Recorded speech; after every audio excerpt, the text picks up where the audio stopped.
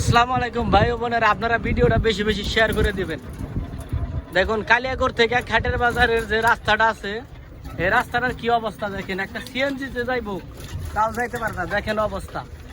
এখানে অ্যাক্সিডেন্টে মানুষ মারা যাইবো, পুলিশ এসে বলবে যে অ্যাক্সিডেন্ট করছে, গাড়ি ড্রাইভাররা চালাইতে পারে না, লাইসেন্স নেই নাই। আসলে যে রাস্তার যে বেহাল দশা এটা কেউ বলবো না। যারা অফিসে বসে থাকে রাস্তা কইরা দিয়ে, তাদের কি বরাদ্দ নাই যে আমরা যে রাস্তা কইরা দিছি, রাস্তা ভাঙতেছে, মানুষে যাইতে পারতেছে না, তাকে আবার ফিরে রিফারিং করে দেওয়া উচিত না? তাদের কি জনগণ বেতন দিয়ে রাখে নাই? সব বেতন দিয়ে রাখছে, তারা কি করে? তারা কি আঙ্গুল চুষে? তাদের জন্য আজকে এই অবস্থা। এই যে রাস্তাটা যে অবস্থা, জনগণের যে একটা দুর্ভোগ ভোগান্তি, এটা কে দেখবে বলেন? খাটিয়ার বাজারে থেকে যে রাস্তাটা কালিয়াকৈর পর্যন্ত আইছে, এটা কি রাস্তা আছে? আপনারাই দেখেন দেখেন তো, এটা রাস্তা। একটা অটো যদি ভালো করে না চলতে পারে, এটা কিসের রাস্তা দেখেন? অটো কোনো উল্টিয়ে যাওয়ার চেষ্টা, দেখেন এটা রাস্তা, পুরাটা রাস্তা ভাঙা, পুরাটা রাস্তা সম্পূর্ণ ভেঙে গেছে। দেখুন অবস্থা। এই ভিডিওগুলো বেশি বেশি শেয়ার করবেন। যারা সরকারি চেয়ারে বইয়া বইয়া জনগণের টাকা খায়, তাদের জানি চোখের ভিতরে পড়ে যে কালিয়াকৈর থেকে হাটভাঙ্গা এই রাস্তাটা জানি রিফারিং জানি কইরা দেয়। জনগণের জন্য ট্যাক্সের টাকা দেয়, তোকে বেতন দেয়, তোমরা যে বৈশা বৈশা খালি খাও।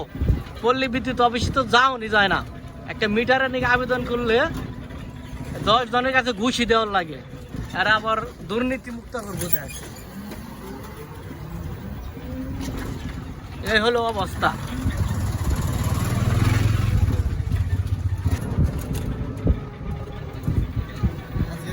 নামে যে তুই এটা যা, পরে দেখতেছি। আসসালামু আলাইকুম।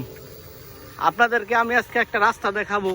এটা হলো কালিয়াকৈর থেকে খাটিয়ার বাজার পর্যন্ত রাস্তাটা গেছে 24 ফুট পাশ।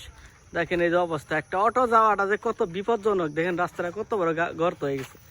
দেখেন এখানেতে মানুষ মরবো না। যারা আমাদের জন্য সুরক্ষার জন্য রাস্তা তৈরি করে দিছে, তাদেরকে এটা চোখে পড়ে না। দেখেন তো অবস্থা রাস্তার অবস্থা দেখেন কত বড় গর্ত হয়ে গেছে। টাকটুক যায় রাস্তাটা একবার শেষ করে দিছে। দেখছেন অবস্থা? এভাবে কি মানুষ চলতে পারে? জনগণের জন্য যদি রাস্তা তৈরি করে, সেই রাস্তাটা যদি এরকম হয়, এটা কি তা মানুষের দেখতে হবে না? সরকারি যারা চাকরি করে, তারা কি হাতে ভাত মুখে দেবো, তাহলে ঘুষের নিকে বয়ে থাকে নাকি? এগুলো কি দেখুন নাম না যে জনগণের কি অবস্থায় আছে? এগুলো সব দেখতে হইব।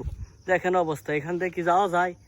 দেখেন আরো যাওয়াই যায় না, শুধু এক জায়গায় না, অনেক জায়গায় করে রাস্তা ভাঙার কোনো শেষ নেই, ভাঙার কোনো শেষ নেই। এইভাবে যদি মানুষ চলাচল, যেমন বৃষ্টি নামে, তখন মানুষের কি অবস্থাটা হয় দেখছেন?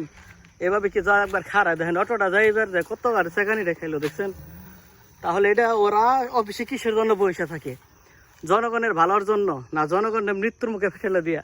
এখানে যদি অ্যাক্সিডেন্ট হয়, মানুষ যদি মারা যায়, তখন কি বলবো? অ্যাক্সিডেন্টে মারা গেছে। আসলে দোষ হলো সরকারি কর্মকর্তাগো।